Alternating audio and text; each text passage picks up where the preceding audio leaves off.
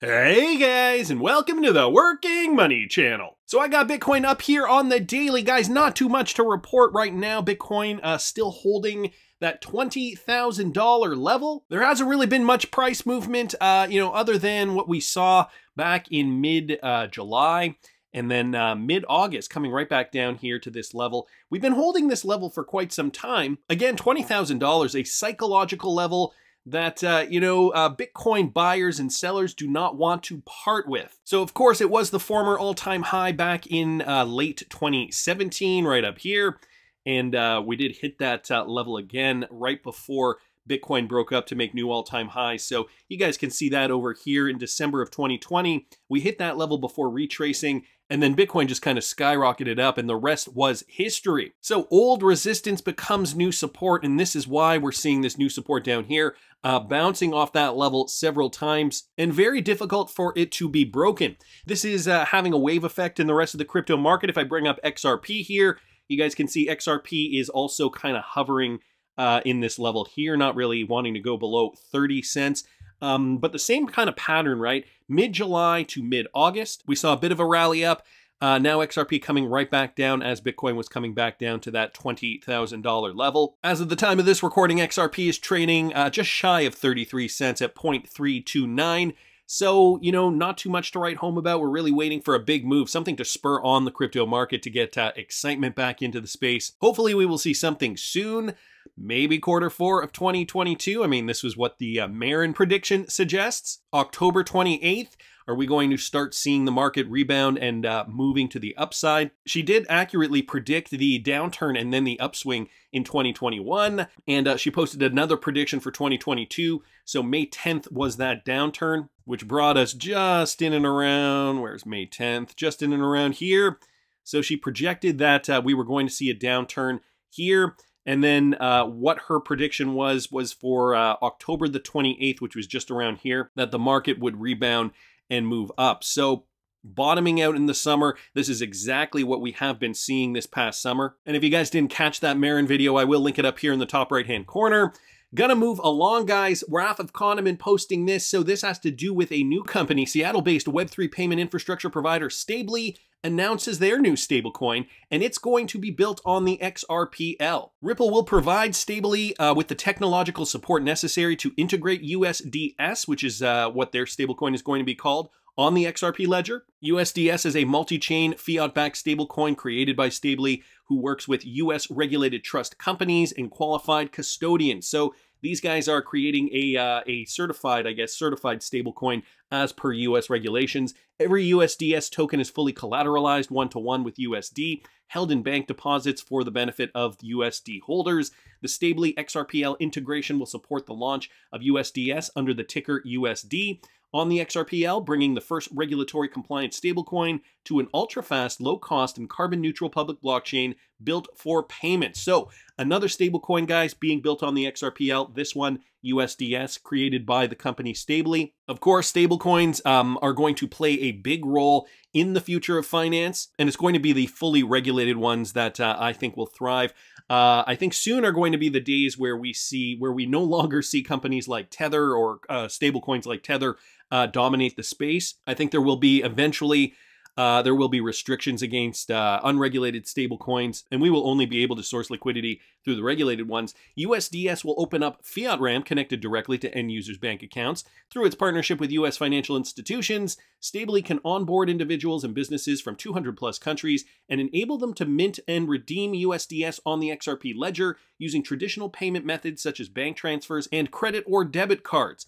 So Corey Huang, CEO of Stably, here's what he said. We are very excited to partner with Ripple and support our fiat to stablecoin gateway to the XRPL via USDS. Regulatory compliance, transparency, and security have always been Stably's top priorities, and we look forward to bringing more of these benefits to the XRP community. Not only has Stably partnered with Ripple and is building on the XRPL, they are also expanding to more than 10 blockchain networks, including VeChain, another one of my favorites, guys. So this is definitely a company to look out for, and a new stablecoin being minted on the XRPL. Interesting news there. Wanted to thank the Wrath of Kahneman for posting that. Some more news here, guys, with Ripple partner Paysend. Now, Paysend As you guys know, or maybe don't know, they've partnered with a slew of Ripple companies like Currency Cloud, and I think Banco Rendimento is another one. Well, they're now partnering with another company, Varsovia FX, to provide payments to Poland. So Paysend, a UK-based fintech with over 7 million customers, today announced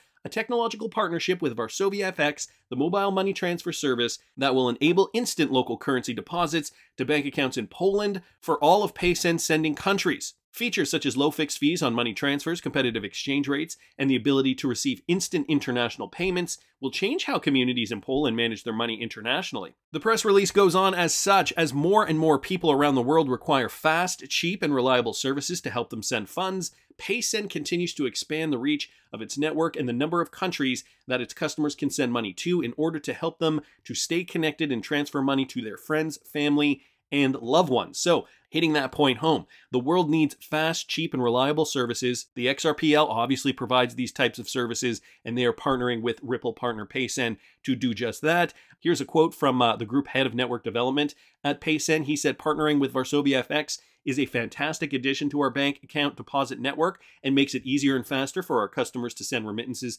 to their families and friends through the expanding global payments network. This partnership helps Paysend to continue to deliver on its commitment to helping customers to send their money to loved ones safely and securely." So another partner, don't know if Varsovia FX is going to benefit from this, or if they were looking for ways to partner up with a RippleNet partner to be able to streamline their payment service. So it's the secondary and tertiary partnerships that we're continuing to see expand over the last year, 2 years now. More value added, more value driven to the XRPL. So this is some great news. Wanted to thank Ant1 here on Twitter for posting that. Saw another one here, guys, from ibsintelligence.com, okay? This has to do with Ripple-enabled Temenos, one of the biggest back-end IT platforms that has been Ripple-enabled since 2016. They just announced that they have a new partnership with North International Bank, or NI Bank, and they've gone live with Temenos to digitally transform their retail banking and private wealth business lines. The Temenos Banking Cloud supports daily transactions, wealth management, and lending. So these guys are based in Antigua and Barbuda.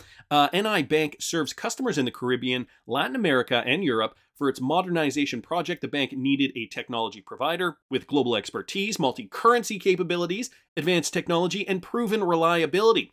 The Temenos banking platform will provide NI Bank with flexibility, agility, and the latest cloud-agnostic technology to adapt to new developing trends, such as banking as a service, leveraging a forward-looking strategy and Temenos' expertise in working with BaaS providers like Green Dot, Vodeno, and M-Bank. NI Bank can create new sources of revenue through banking and non-banking partnerships. So these guys looking to expand as well through Temenos, who once again has been Ripple-enabled since 2016, expanding the technology out. And as it says down here, NBank's investment in technology, including the Temenos platform, has allowed it to grow to 25,000 active cards today, with plans to expand relationships with global card giants like MasterCard and UnionPay International. So these guys obviously set up in Antigua and Barbuda. That's, I guess, where their main clientele is. Probably have a lot of wealthy clients and looking to expand, looking to streamline their banking services for specifically their private wealth business lines. So guys, this is big money going to be running through Ripple-enabled Temenos. Anyway, some more interesting Ripple partner news there. And also wanted to bring you this, guys, from Michael Branch. So this has to do with the XRPL specifically. And sidechains, they're undergoing a major design change and a new proposal. So RippleX, the development arm of Ripple, has revamped the design of the XRP Ledger's sidechains, according to an update shared by software engineer Scott Dieterman. And if we continue down here, it says, the new proposal intends to replace the federator with a witness, thus offering more simplicity. This would allow different services to act independently instead of relying on a shared entity. The new design concept addresses such issues as transition throughput and fee escalation. So I guess looking to minimize the code and kind of adapting a more streamlined design for this. Want to keep fees low also. I'm sure a main concern is wanting to keep fees low. Since transactions are not submitted by the server, users can decide on what specific fee to use. The proposal would make it easier for developers to test new features and fix vulnerabilities due to the simplicity of the witness server. So a new way to kind of verify, I guess, transactions, a witness server, I guess, for all you techie guys and gals out there, You probably find this interesting. I'm personally just interested in it working and driving more value to the XRPL, but you know, there's always the nuts and bolts that the devs behind the scenes have to work out. The witness would have to watch transactions and attest that they have moved to specifically designated accounts.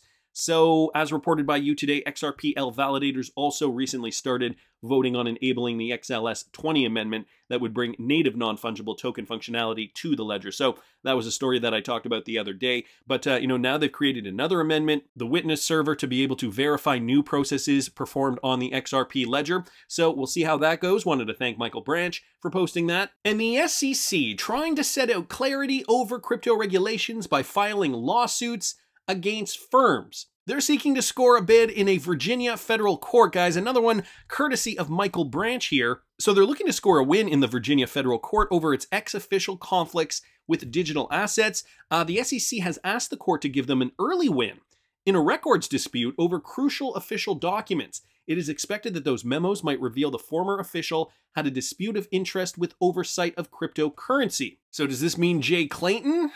Yeah, I think it does. According to Law 360's report, the SEC mentioned that it had already submitted the required documents. However, these are the memos that can only be provided lawfully. The commission argued that any kind of redaction of documents is completely justified. It added that its search process doesn't need to be perfect, as it is designed just to find relevant documents or records. Meanwhile, the SEC in a memorandum supported summary judgment, highlighted that its searches leaned on language used by the plaintiff. So does the plaintiff want extra documents? The agency said that it is not obliged to keep catering to plaintiffs' newfound. It was not encompassed in the original FOIA request. It added that the SEC holds limited resources. Meanwhile, the plaintiff asked for the exact same time frame, domain names, and inboxes in the request.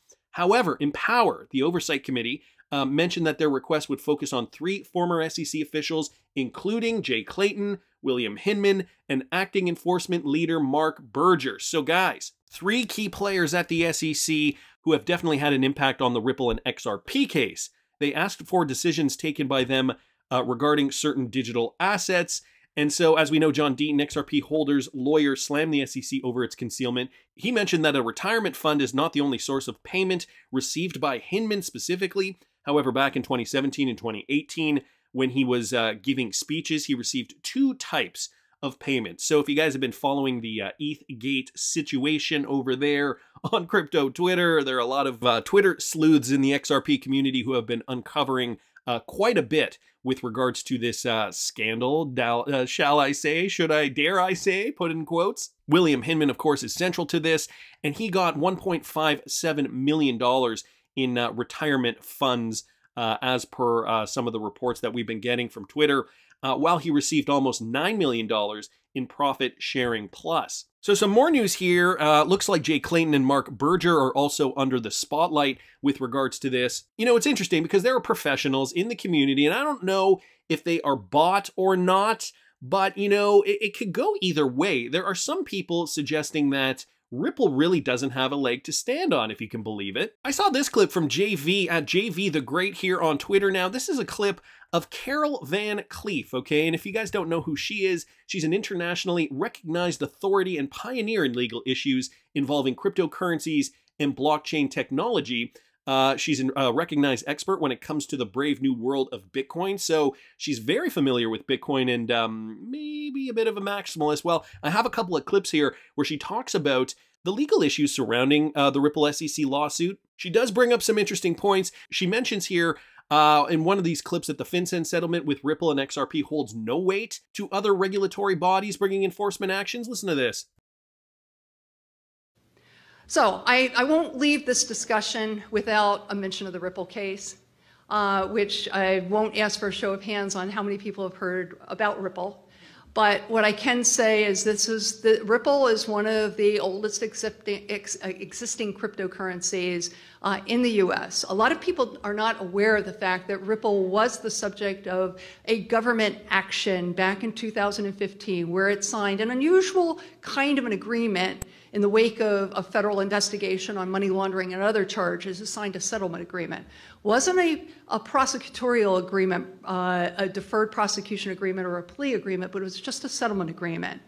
But if you read it, it read very much like a deferred prosecution or even a plea agreement might read, in that there were a number of commitments and another number of acknowledgments of things that had happened. But it was prosecuted at the time. This case was brought in the context of the money transmitter rules and the FinCEN rules regulating money service businesses. Never really a discussion of securities. And it's important to note that in the agreement, there was a provision, like often you'll see in these agreements, that said doesn't preclude any other agency, any other governmental entity bringing action.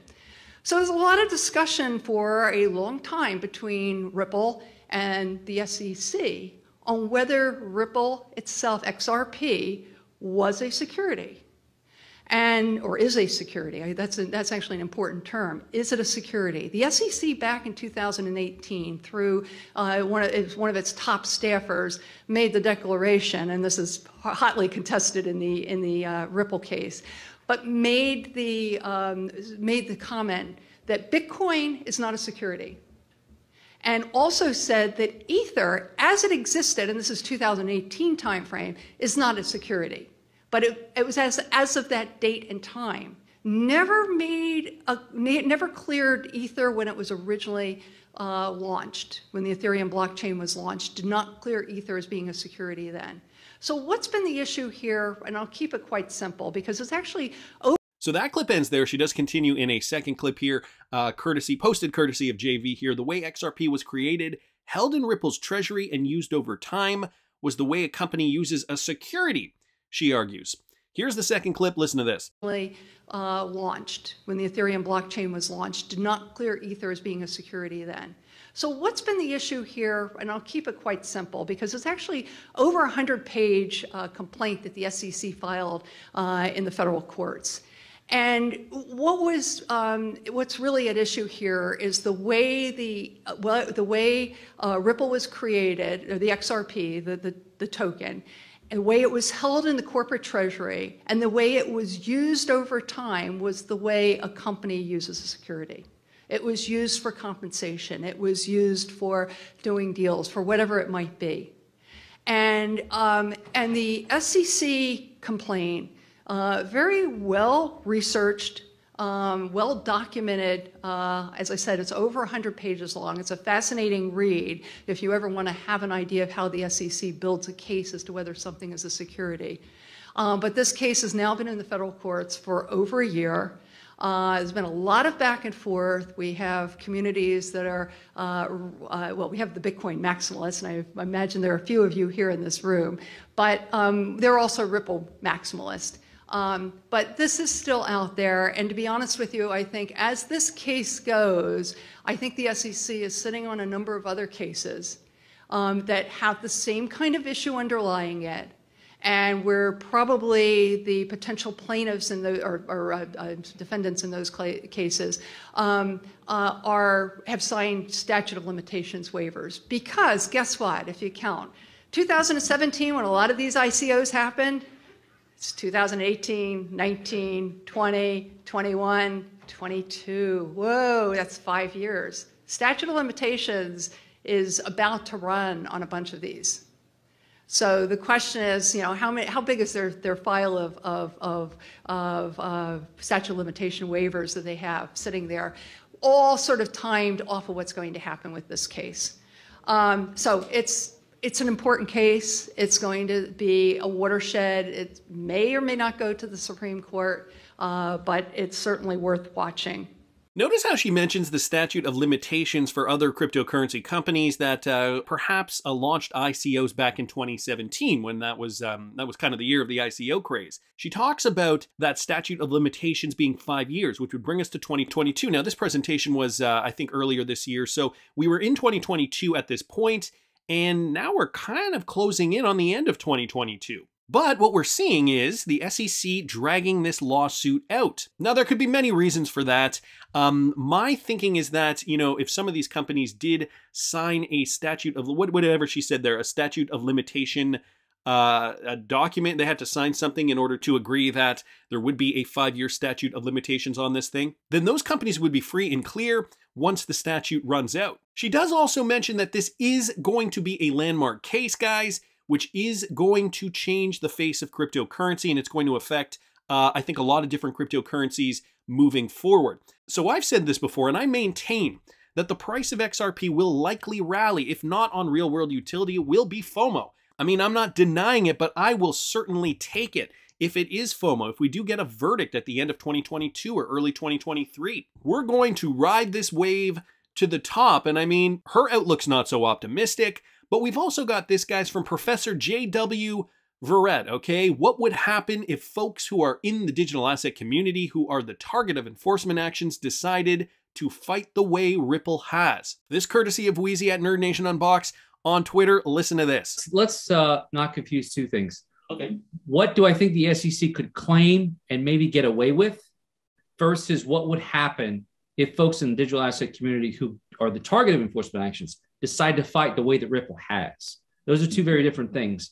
The SEC is currently engaged in what I would say is an over-application of the Howey test to fact patterns that should not be included in Howey under a traditional interpretation of the clear language in that Supreme Court opinion. But it's not easy to fight your regulator. And when your regulator points to you and says, you must register, it's hard to fight the good fight. And I think I credit Ripple for doing so. I believe they have the better end of this case by far. I think they should win. I hope they win. But it's not easy for every project to do that. So Verret credits Ripple for fighting the good fight. Of course, they do have the resources. $100 million can probably buy you some of the best security lawyers in the country. And Verret says Ripple's got a good case. I mean, there's a lot suggesting that Ripple does have a good case. They have former SEC staffers on their team, and we've been seeing the way this lawsuit is going. Let's not forget when Carol Van Cleef presented this at the Future of Money and Governance of the Law blockchain presentation. This was back in January of 2022. Fast forward 8 months, and I think a lot has changed. The one thing we do know, the outcome of this case moving forward is definitely going to influence how cryptocurrency is shaped in the United States of America, and by extension, how the world will shape their rules regarding cryptocurrencies. That's just my opinion, but I want to hear what you guys think. Please subscribe to the channel if you haven't already. Like the video if you like the content I'm providing. I always love hearing your comments. See you in the next one, guys.